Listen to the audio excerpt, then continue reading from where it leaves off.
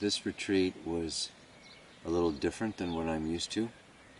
And even 4 or 5 days into the retreat, I noticed myself more relaxed than I have ever been at other retreats. I mean, I've been doing these retreats for years, and there was just something very special about this retreat where I felt that the group came together very beautifully, and I also felt it was being more divinely inspired and guided than before.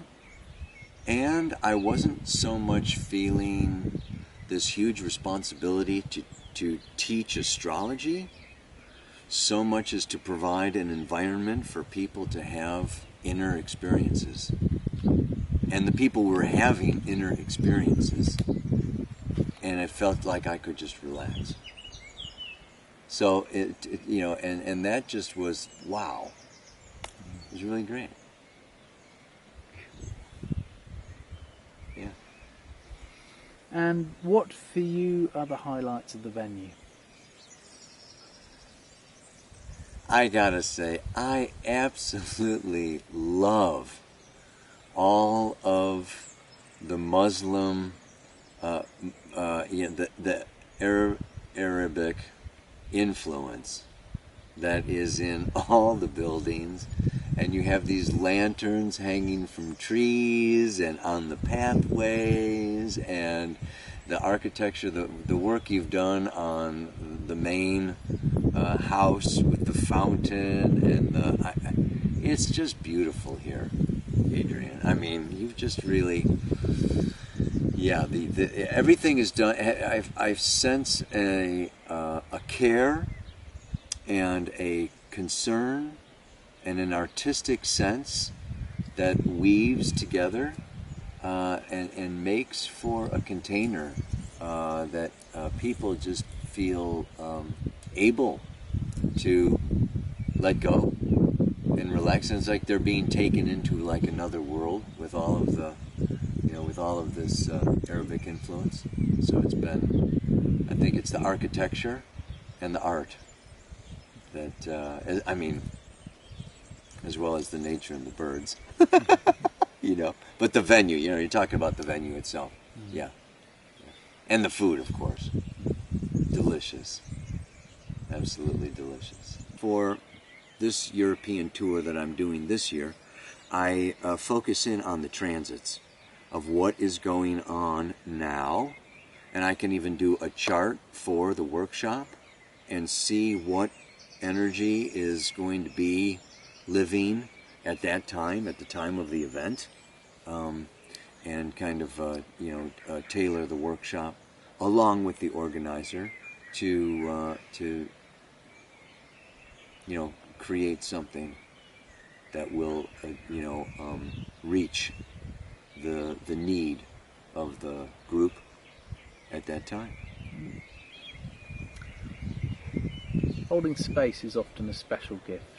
How do you manage this so successfully during retreats, in terms of bringing a selection of individuals together in a group setting? And how do you then recharge yourself?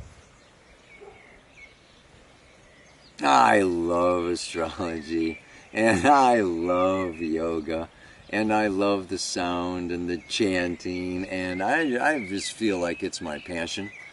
And I use a lot of humor, I use a lot of enthusiasm, and I've just never had any trouble maintaining, the container. I mean, I start out each workshop expressing how transformation occurs through a container, and the container is the circle, which is each of us showing up for each other, creating safe space, which includes showing up on time, listening to each other, getting to know each other and respecting each other. This creates a beautiful container where everyone is going to benefit the most. And it just works. It just works. I find people that come to these my workshops are from all walks of life and all different countries and all different ages, and I mean it's just but there's a common desire, and that is to evolve. And this is, I do evolutionary astrology, and this desire to evolve, I think really just serves to make a very strong container. You're a globally renowned and respected astrologer. Can you tell us a little more about the path that led you here?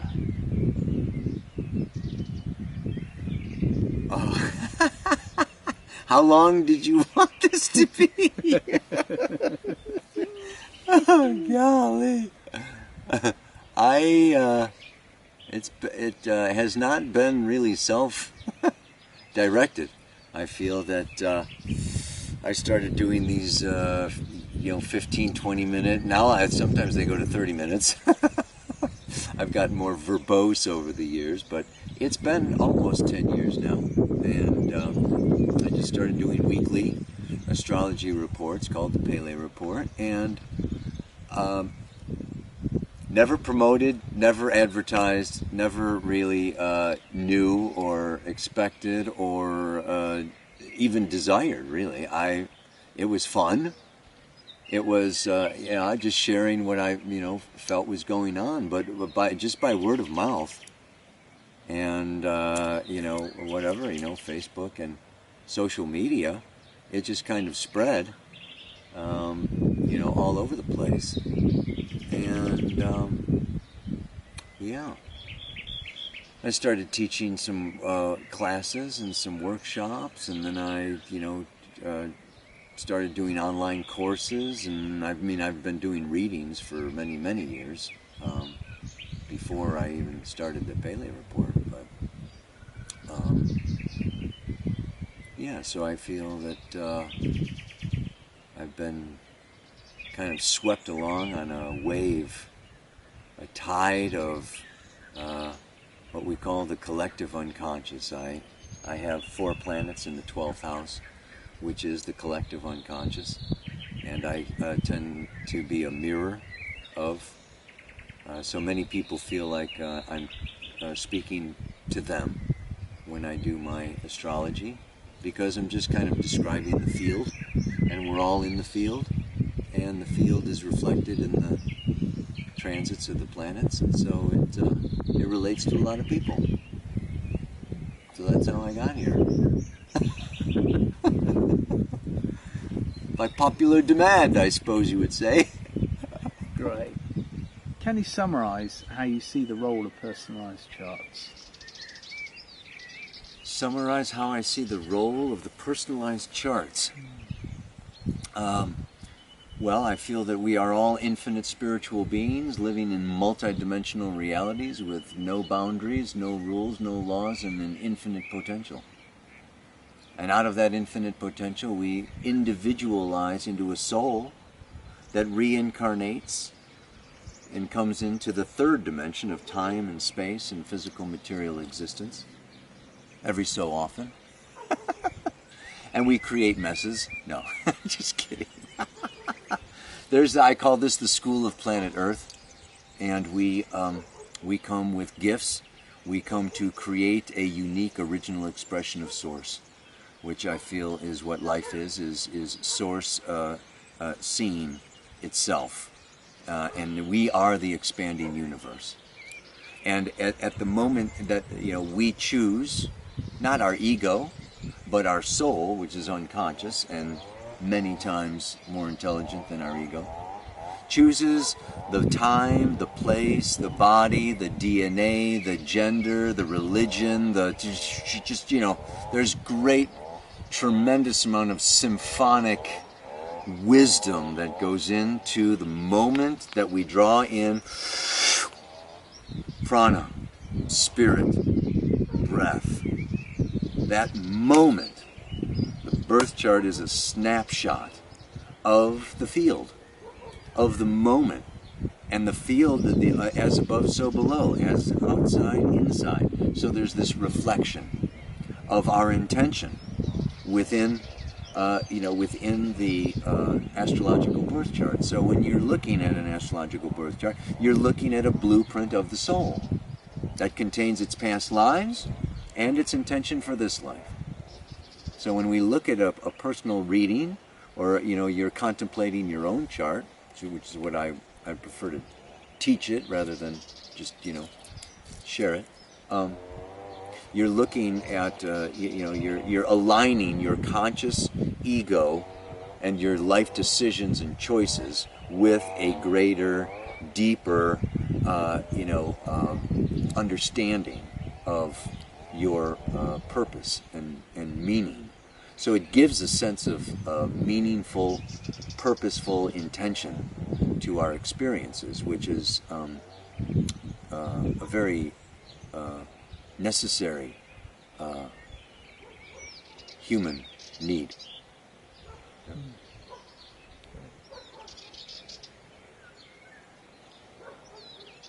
Keep going.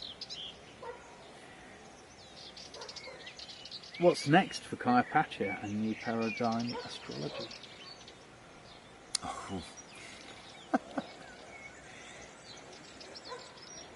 Well, we're full into, I have a 4-module course on how to, astrology for the soul, becoming your own astrologer. Everything needed to, interpret your chart, which is, like I say, what the old saying is, give someone a fish and they're not hungry for a while, teach them how to fish and they never have to be hungry again. I much prefer to bring and assist people, facilitate people becoming their own counselor, their own astrologer. And so it's a teaching. And so this modules, the 4 modules, this year-long course is designed to bring in the teachings to help people become their own astrologers. And I'm connected with the Dream Team. I have 6 other astrologers working with me now. We have an online forum, hundreds of pages of workbook material, and we're doing more and more online courses because people are so busy. An online course, you download it and you can do it when you want, take as long as you want. There's no it's got to be, it's a flexibility that the technology affords us. So I'm going a little more with the online because I can only reach so many people at a time. At the same time, there's nothing like meeting with real live human beings in a circle. And I also want to be doing more of what I call the feminine. This is the end of the patriarchy. This raising of the feminine energy is a raising of the physical and emotional experience, whereas it's earth and water in astrology, and the masculine is fire and air. So we've had a lot of fire and air, hot air, speaking at you. And having this internal experience with the yoga, with the sound, with the chanting. I also do Dance Your Stars, where we actually move our charts. I do astro drama, where we act out our charts. I've done all different means and ways of bringing it to a inner experience. So I'm going to probably keep on doing what what I love doing, and maybe finding new ways, new kinds of workshops, new spaces. And I want to reach new people, so I go to different countries and different cultures all the time to to spread it around the world as much as I can. And finally, can you give us a key piece of astrological insight for the coming year? Oh, well, 2019 is a time of culmination of actually thousands of years We are approaching in 2020 a Jupiter-Saturn-Pluto conjunction in Capricorn for the first time in 4,000 years. And it is a closing, finishing, ending, completing. It's a very karmic time.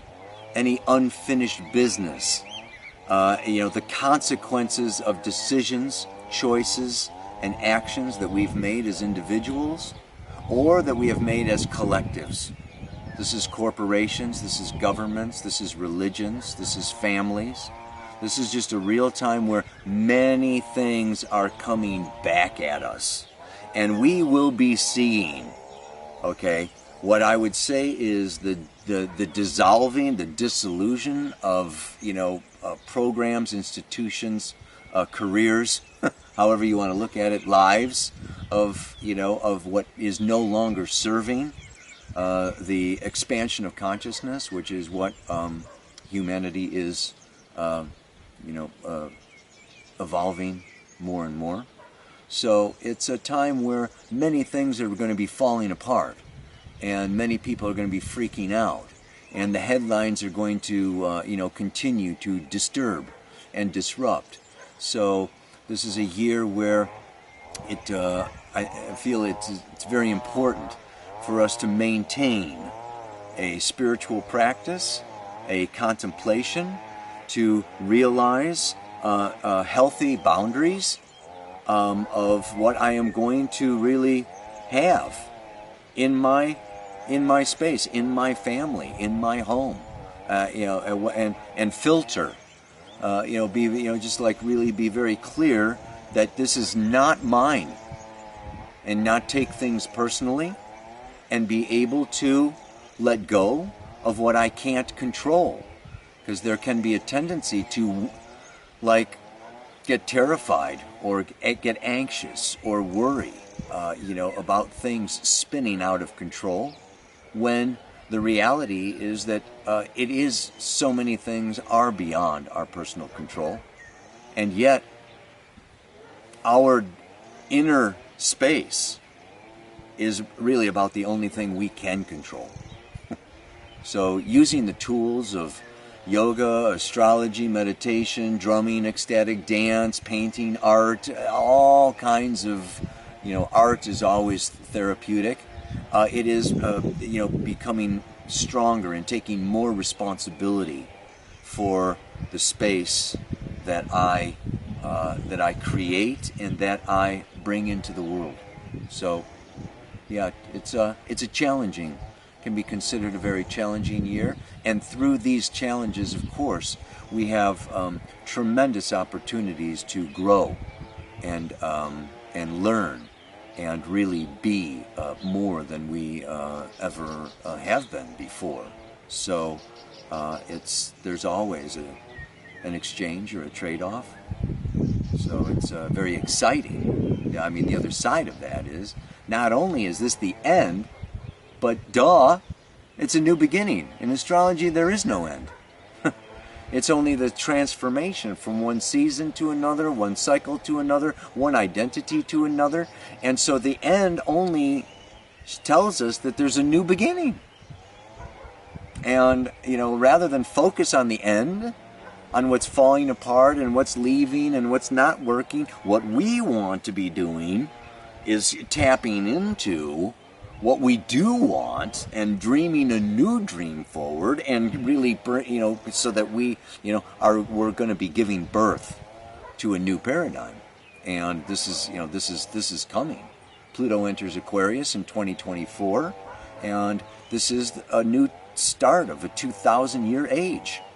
So what we want to be doing is thinking of the next 7 generations instead of the next 7 days. And grow up. We have to become elders. We need to, take responsibility for, what's way down the road. And then that responsibility for me starts just, within my own heart.